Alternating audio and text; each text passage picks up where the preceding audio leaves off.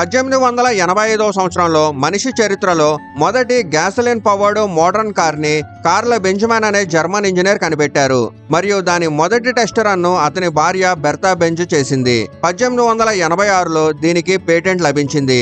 Patent number DRP 37435. 140 సంవత్సరాల పాత ఈ చిన్న కాగితపు ముక్క మొత్తం ప్రపంచ వీధిని మార్చేసింది. చెప్పుకోవాలంటే ఈ ప్రపంచంలోని మొదటి ఐసీఈ కారు కేవలం 1 హార్స్ పవర్ కూడా లేనంత శక్తి కలిగి ఉండేది. కానీ నిజానికి ఈ కారు అంత శక్తివంతమైనది, ఎందుకంటే ఇది ప్రపంచవ్యాప్తంగా ఆటోమొబైల్ ఇండస్ట్రీకి పునాది వేసింది. అయితే బెంజ్ కారు సామాన్యుడి చేతికి అందనంత దూరంలో ఉండేది. చరిత్ర సాక్ష్యంగా ఉంది, ఏదైనా విప్లవం అప్పుడే స్థిరపడుతుంది ఎప్పుడైతే అది చాలా పెద్ద జనాభా జీవితంలో మార్పు తీసుకొస్తుందో. అందుకే ఇంటర్నల్ కంబషన్ కార్లు అఫోర్డబుల్ గా మాస్ మార్కెట్ గా చేయడానికి హెన్రీ ఫోర్డ్ ముందుకు వచ్చాడు. 1908లో ఫోర్డ్ మోడల్ టీని ప్రపంచానికి అందించాడు. ఇది ప్రపంచంలో మొదటి నిజమైన మాస్ మార్కెట్ కారుగా కన్సిడర్ చేస్తారు. బెంజ్ మోటార్ వాగన్ కు ప్రపంచంలో మొదటి ఐసీఈ కారు అనే క్రెడిట్ వెళ్తుంది. Ford model teak modern automobile industry ప్రారంభించిన క్రెడిట్ వెళ్తుంది. ఇవన్నీ నేను మీకు ఎందుకు చెప్తున్నానంటే, ఆటోమొబైల్ ఇండస్ట్రీలో కేవలం పెద్ద మరియు ఖరీదైన కార్లు తయారు చేయడం మాత్రమే ముఖ్యం కాదు, దానికంటే చాలా ఎక్కువ ముఖ్యమైనది అఫోర్డబుల్ మరియు వాల్యూ ఫర్ మనీ కార్లు తయారు చేయడం. కానీ ఒక చెడ్డ వార్త ఏంటంటే, సైలెంట్ గా ఇండియాలో స్మాల్ మరియు అఫోర్డబుల్ కార్లను మూలాల నుంచి తొలగించడానికి ఒక కొత్త రూల్ దాదాపు ఫైనల్ స్టేజ్ లో ఉంది. ఒకవేళ ఈ రీసెంట్ డ్రాఫ్ట్ ఫైనల్ రూల్ గా మారి అమల్లోకి వస్తే మీరు అఫోర్డబుల్ కారు కొనాలని పెట్టుకున్న కలలు తర్వాత సంవత్సరం నుంచి బహుశా ఎన్నటికీ నెరవేరవు. ఏమిటా స్మాల్ కార్లను చంపే కొత్త ప్రపోజల్ రూలు? మరియు టాటా మహేంద్ర వంటి ఎస్యూవీ మేకర్స్ ప్రభుత్వంతో కలిసి స్మాల్ కార్లను అంతం చేయడానికి ఎలాంటి సామ్రాజ్యం చేస్తున్నారు? ఇవన్నీ చాలా డీటెయిల్డ్ గా ఈ వీడియోలో మీకు చెప్తాను. వాస్తవానికి రైటర్స్ యొక్క ఎక్స్క్లూజివ్ రిపోర్ట్ ప్రకారం ఇండియన్ గవర్నమెంట్ రాబోయే కేఫ్ 3 నామ్స్ లో స్మాల్ కార్లకు ఇవ్వాలనుకున్న కన్సెషన్ ను తిరిగి వాపస్ తీసుకుంది. ఎందుకంటే టాటా మరియు మహేంద్ర ఇలాంటి ఆర్గ్యుమెంట్స్ ఇచ్చారు. ఈ కన్సెషన్ నుంచి ఒకే ఒక కార్ మేకర్ అయిన మారుతి సుజుకీకి మాత్రమే లాభం కలుగుతుంది. ఎందుకంటే స్మాల్ కార్ సెగ్మెంట్ లో సుజుకీకి 95% మార్కెట్ షేర్ ఉంది. కానీ ఈ చిన్న వార్త వెనక ఎంత పెద్ద మరియు ప్రమాదకర పరిణామాలు ఉన్నాయో మీకు తర్వాత చెప్తాను. ముందుగా మీరు కేఫ్ నామ్స్ అంటే ఏమిటో, ఇవి మన ఇండియాలోని వెహికల్స్ సర్వైవల్ పైన ఎలాంటి ఎఫెక్ట్ చూపుతాయో అర్థం చేసుకోవాలి. కేఫ్ అంటే corporate average fuel efficiency. Simple గా చెప్పాలంటే పొల్యూషన్ మరియు ఆయిల్ డిపెండెన్సీని తగ్గించడానికి ఇండియన్ గవర్నమెంట్ కార్ మ్యానుఫ్యాక్చరర్స్ పైన విధించే రెగ్యులేషన్స్ ఇవి. ఇందులో ప్రతి కార్ బ్రాండ్ కు ఒక ఫిక్స్డ్ టార్గెట్ సెట్ చేస్తారు. ఒక సంవత్సరంలో అమ్మిన మొత్తం కార్ల పైన కిలోమీటర్ కి ఎంత CO2 ఎమిషన్స్ ఉంటాయి అని, ఎంత ఫ్యూయల్ ఎకానమీ ఇస్తాయి అని. ముఖ్యమైన విషయం ఏంటంటే, ఈ ఎమిషన్ నామ్స్ ప్రతి ఇండివిజువల్ కార్ పైన కాకుండా కంపెనీ మొత్తం ఫ్లీట్ పైన వర్తిస్తాయి.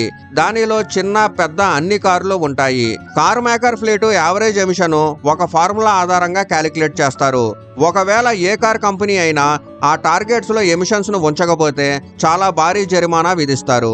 ఇండియాలో మొదటిసారి కేఫ్ నామ్స్ 2017లో వచ్చాయి. ఇది మొదటిసారి ప్యాసింజర్ కార్ల పైన fleet wise fuel efficiency regulate చేయడం. తర్వాత 5 సంవత్సరాల్లో అంటే 2022లో కేఫ్ 2 నామ్స్ అమల్లోకి వచ్చాయి. ఈ కేఫ్ 2 నామ్సే ప్రస్తుతం అమల్లో ఉన్నాయి. ఇప్పుడు 2027లో కేఫ్ 3 నామ్స్ అమల్లోకి రానున్నాయి. దీనివల్ల కార్ ఇండస్ట్రీలో ఈ సంచలనం జరుగుతుంది. ఎందుకంటే కేఫ్ 1లో మాక్సిమం CO2 ఎమిషన్ లిమిట్ 130 గ్రాముల పర్ కిలోమీటర్. ప్రస్తుతం కేఫ్ 2లో 113 గ్రాముల పర్ కిలోమీటర్. ఇంకా గత సంవత్సరం సెప్టెంబర్లో డ్రాఫ్ట్ చేసిన కేఫ్ 3 నామ్స్ లో ఇది 91.7 గ్రామ్స్ CO2 పర్ కిలోమీటర్ కి తగ్గించారు. ఇక్కడ నుంచే కార్ మేకర్స్ మధ్య మెయిన్ గొడవ మొదలైంది. ఎందుకంటే ఈ డ్రాఫ్ట్ లో ప్రభుత్వం ఒక కొత్త వెయిట్ బేస్డ్ రిలాక్సేషన్ కలిపారు. ఇది స్మాల్ కార్లకు ఎమిషన్ లో కొంచెం కన్సెషన్ ఇస్తుంది. ఈ రిలాక్సేషన్ ఏమిటంటే 909 కిలోగ్రాముల లోపు వెయిట్ ఉన్న 1200cc ఇంజన్ ఉన్న 4 మీటర్ల కంటే తక్కువగా లెంత్ ఉన్న కార్లకు కేఫ్ 3 లిమిట్స్ లో 3 gram CO2 per kilometre relaxation ఇవ్వచ్చు. ఇక్కడే కార్ మేకర్స్ దగ్గర మంట పుట్టింది. అంటే ఇది క్లియర్ గా చిన్న కార్లకు లాభం చేకూరుస్తుంది. పెద్ద కార్లు ఈ మినహాయింపు నుంచి బయట ఉంటాయి. దీనికి రియాక్షన్ గా టాటా, మహేంద్ర, MG వంటి కంపెనీలు ఇవి మెయిన్ గా పెద్ద కార్లు తయారు చేస్తాయి. మినిస్ట్రీ ఆఫ్ పవర్ కు తమ వ్యతిరేకత ఎంట్రీ చేశాయి. Tata MD and CEO Shailesh Chandra చెప్పారు, ఏ కార్ కేటగిరీకైనా కేఫ్ నామ్స్ లో కన్సెషన్ ఇవ్వడానికి ఎలాంటి జస్టిఫికేషన్ లేదు అని ఈ కార్ బ్రాండ్స్ ఈ విషయాన్ని పిఎంఓ వరకు తీసుకెళ్లాయి. దీని తర్వాత ministry of power small cars కి ఇవ్వాలనుకున్న ఈ ఎక్స్పెన్షన్ ను డ్రాఫ్ట్ నుంచి తీసేసింది. కేఫ్ పారామీటర్స్ ను అందరికీ టైట్ చేసింది. దీని ద్వారా అన్ని ఆటో మేకర్స్ బలవంతంగా ఈవీస్ మరియు హైబ్రిడ్ కార్లను ఎక్కువగా అమ్మాల్సి వస్తుంది. అయితే ఇప్పుడు వివాదం ఏమిటి, దాన్ని కూడా అర్థం చేసుకోండి. వాస్తవానికి టాటా మరియు Mahindra electrical vehicles power trains మరియు ప్లాట్ఫామ్స్ డెవలప్ చేయడానికి కోట్ల రూపాయలు ఖర్చు చేశాయి. అందుకే వీళ్ళు చెప్తున్నారు అందరికీ రూల్స్ స్ట్రిక్ట్ గా ఉంటే బలవంతంగా అయినా ఇన్నోవేషన్ బూస్ట్ అవుతుంది అని, గ్రీన్ టెక్నాలజీ ప్రమోట్ అవుతుంది అని.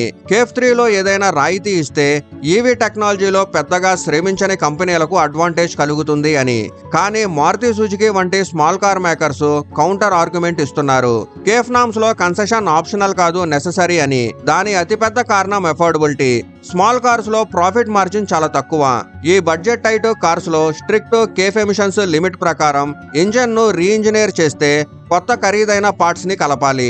హైబ్రిడ్ లేదా మైల్డ్ హైబ్రిడ్ సిస్టమ్ ను ఫిట్ చేయాలి. అప్పుడు వీటి కాస్టింగ్ చాలా పెరిగిపోతుంది. దీంతో స్మాల్ కార్లు అఫోర్డబుల్ గా ఉండవు, లాజికల్ గా కూడా ఉండవు. Maruti Suzuki non executive chairman RC Bhargav చెప్పారు, కేఫ్ నామ్స్ యూరోపియన్ నామ్స్ ఆధారంగా ఉన్నాయి. అక్కడ ఇప్పటికే వాటి సేల్స్ తగ్గిపోతున్నాయి. కేఫ్ నామ్స్ అన్ఫేర్ గా పెద్ద కార్లకు ఫేవర్ చేస్తున్నాయి. ఆర్సి భార్గవ్ మరొక లాజికల్ విషయం చెప్పారు. స్మాల్ కార్లు ఇప్పటికే పర్ ప్యాసింజర్ కంటే తక్కువ ఎమిషన్స్ చేస్తాయి. మ్యానుఫ్యాక్చరింగ్ లో మెటీరియల్ కూడా పెద్ద కార్ల కంటే చాలా తక్కువగా ఉపయోగిస్తాయి. ఫ్యూయల్ కన్జ్యూమ్ కూడా తక్కువే.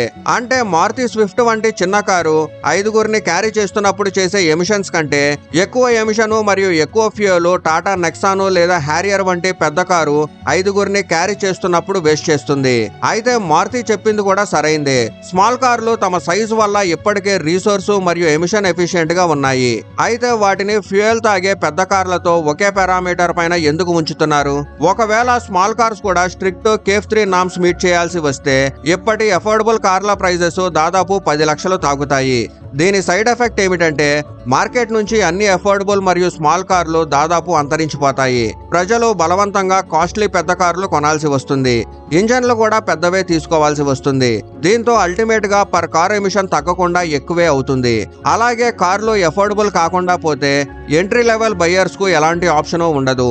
అప్పుడు వాళ్ళు 10 లేదా 12 లక్షల కార్లు కొనడానికి మరింత రెస్పాన్సిబిలిటీ తీసుకుంటారు, లేదా బలవంతంగా సెకండ్ హ్యాండ్ కారు తీసుకుంటారు. చాలా ఇంటర్నేషనల్ మార్కెట్ ఏజెన్సీస్ ప్రకారం ఇండియాలో ప్రస్తుతం ప్రతి 1000 మందికి కేవలం 24 కార్లు మాత్రమే ఉన్నాయి. వరల్డ్ యావరేజ్ ప్రకారం 1000 మందికి 314 కార్లు. అంటే ఇండియన్ గవర్నమెంట్ ఎమిషన్ కంట్రోల్ తో పాటు కార్ల అఫోర్డబిలిటీ పైన కూడా ఫోకస్ చేయాల్సిందే. నీతి ఆయోగ్ కూడా ఇండియాలో స్మాల్ కార్లను ఇన్సెంటివైజ్ చేయాలని వాదిస్తుంది. కానీ టాటా మరియు మహేంద్ర చెప్తున్నారు కేఫ్ 3 నామ్స్ లో 909 కిలోగ్రామ్ లోపు కార్లకు వెయిట్ బేసిస్ పైన కన్సెషన్ ఇస్తే ప్యాసింజర్ సేఫ్టీ కాంప్రమైజ్ అవుతుంది అని. ఎందుకంటే కంపెనీలు మరింత లైటర్ మరియు అన్సేఫ్ కార్లు తయారు చేస్తాయి. కానీ మనం అర్థం చేసుకోవాల్సిన విషయం ఏంటంటే ఎంట్రీ లెవెల్ బయ్యర్ కు అఫోర్డబుల్ కారు కూడా అఫోర్డబుల్ కాకుండా పోతే హై సేఫ్టీ రేటింగ్ కలిగిన కార్లు తయారు చేసి ఏమి లాభం? ఎందుకంటే చాలా పెద్ద జనాభా బలవంతంగా 2 వీలర్ పైన ఉండిపోతుంది. ఇంకా ఒక సోకాల్డ్ అన్సేఫ్ కారు 2 వీలర్ కంటే చాలా రెట్లు సేఫ్టీ ఇస్తుంది. టాటా మహేంద్ర కూడా ప్రభుత్వానికి ఓపెన్ గా చెప్పారు కేఫ్ 3లో 909 కిలోగ్రామ్ లోపు కార్లకు రిలాక్సేషన్ ఇస్తే క్లియర్ గా మారుతి సుజుకి మాత్రమే లాభం వస్తుంది అని. ఎందుకంటే స్మాల్ కార్స్ లో మారుతికి 95% షేర్ ఉంది. ఈ పెద్ద కార్ మేకర్స్ తమ అతిపెద్ద ఫెయిల్యూర్ ని దాచిపెడుతున్నారు. వీళ్ళ పోర్ట్ఫోలియోలో హెవీ గ్యాస్ లేదా పెట్రోల్ తాగే హై ఎమిషన్ కార్లతో నిండి ఉంది. ఇన్ని సంవత్సరాలు ఇండియాకి అఫోర్డబుల్ ఫ్యూయల్ ఎఫిషియెంట్ స్మాల్ కార్ల పోర్ట్ఫోలియో నిర్మించలేకపోయారు. టాటా హుండై దగ్గర ఉన్నవి కూడా 1 లేదా 2. అవి వాళ్ళ ప్రైమ్ బ్రాండ్ సంపాదించేవి కావు. ఈ ఎస్యూవీ ఫోకస్డ్ కార్ మేకర్లకు కేఫ్ 3 వచ్చాక తమ ఫ్లీట్ ఎమిషన్స్ ను కంట్రోల్ చేయడానికి చెమటలు పట్టేస్తున్నాయి. ఇప్పుడు ఇండియన్ గవర్నమెంట్ కేఫ్ 3 డ్రాఫ్ట్ నుంచి స్మాల్ కార్లు కన్సెషన్ తొలగించడంతో అన్ని కార్ మేకర్స్ కు ప్లేయింగ్ ఫీల్డ్ సమానమైంది. కానీ ఎమిషన్ నామ్స్ మరింత స్ట్రిక్ట్ అయ్యాయి. దీంతో మారుతి సుజుకి అత్యధిక సమస్యలు ఎదురవుతున్నాయి. మరియు బహుశా నెక్స్ట్ 1 నుంచి 2 సంవత్సరాల్లో చాలా స్మాల్ కార్లు డిస్కంటిన్యూ అవుతాయి, లేదా చాలా స్మాల్ కార్లు ప్రైజెస్ 10 లక్షల బ్రాకెట్ తాగుతాయి. కేఫ్ 3 నామ్స్ రూల్స్ ఏప్రిల్ 2027లో అమల్లోకి వస్తాయి. ఇవి ఇండియాలో ఇప్పటి వరకు అతి కఠినమైన ఎమిషన్ రూల్స్. స్మాల్ కార్ల కన్సెషన్ తీసేసినందువల్ల నెక్స్ట్ 1 సంవత్సరంలో కొత్త కార్ లాంచ్ల కంటే చాలా కార్లు డిస్కంటిన్యూషన్ చూడొచ్చు. రిజల్ట్ ఏమైనా కావచ్చు, కానీ ఇది అర్థం చేసుకోండి, మన దేశంలో ఇప్పుడు అఫోర్డబుల్ మోటరింగ్ పైన చాలా పెద్ద సంక్షోభం ఉంది. ఈ విషయం పైన మీ ఒపీనియన్ ఏంటి? కామెంట్లో చెప్పండి.